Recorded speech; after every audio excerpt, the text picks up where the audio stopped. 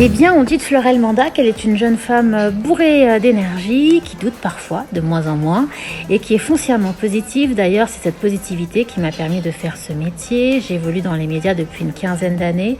Maintenant, aujourd'hui, je suis à l'antenne sur RFI, sur France 3, et j'ai à cœur dorénavant de faire ce métier en étant une réelle valeur ajoutée pour les téléspectateurs, pour les auditeurs et pour toutes celles et ceux qui me suivent. Alors mon plus grand défi aujourd'hui est sans doute d'être aussi épanouie dans ma vie professionnelle que dans ma vie personnelle. C'est vraiment cette espèce d'équilibre que je cherche en ce moment et que je vais trouver. Ça serait vraiment mentir que de dire que j'ai un seul modèle. J'ai plusieurs modèles. Ce sont toutes les femmes de ma vie. C'est ma mère, ce sont mes sœurs, mes tantes, mes grands-mères, parce que ce sont vraiment elles qui m'ont transmise leur force et leur résilience. Et je ne serais pas là à vous parler aussi librement sans elles.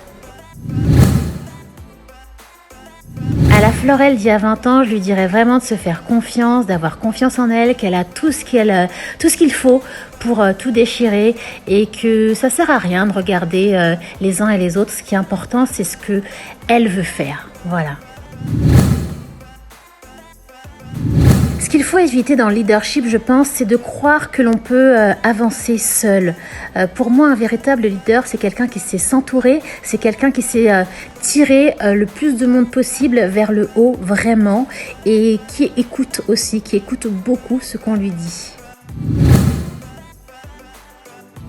Le défi de la santé des femmes, selon moi, va considérablement s'améliorer si nos chers politiques en Afrique en font une priorité dans leur cahier des charges. C'est vrai que les sociétés civiles seront toujours là pour alerter sur ce qui va, sur ce qui ne va pas.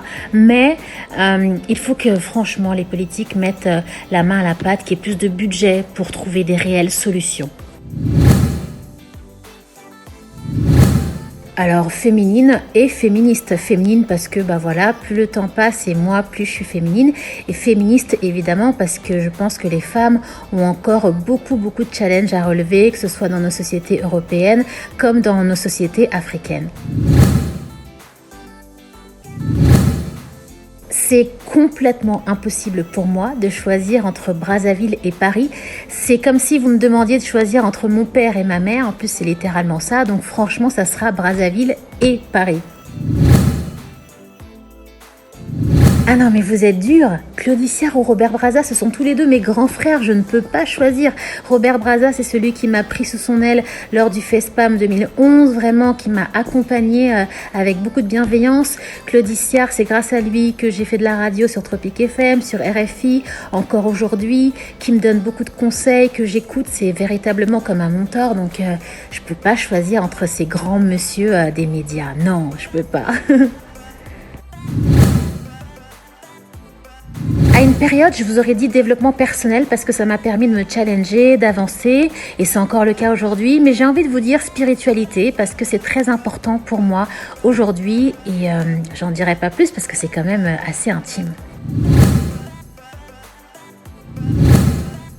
Talon. Moi, je suis talon parce que ça va avec une certaine féminité, et comme plus je prends de l'âge et plus je suis féminine, eh bien je dirais talons, même si les baskets aussi, on peut être féminine avec, mais véritablement des talons. Alors je choisis le mariage parce que pour moi c'est une institution à laquelle je crois et j'ai envie de me marier, donc ça sera le mariage. Si j'avais une baguette magique, franchement, je réglerais le problème du racisme dans le monde parce que c'est vraiment quelque chose qui nous pourrit tous, qui pourrit nos relations humaines, qui pourrit toutes les connexions entre les êtres humains. Et je pense que si on réglerait ça, eh bien ça éviterait beaucoup de problèmes dans notre société. Et franchement, on s'en porterait tellement mieux, quoi. Des mots pour elles, des mots pour nos mamans, pour nos grands-mères, pour nos petites sœurs, pour toutes ces femmes en fait qui font avancer la société. On n'a pas l'impression, mais c'est grâce à elles franchement qu'on en est là. Alors j'aimerais vous dire merci pour ce que vous faites, merci pour ce que vous êtes. Franchement, vous êtes une grande source d'inspiration pour moi et je sais qu'on a encore plein de choses à faire ensemble. Merci beaucoup.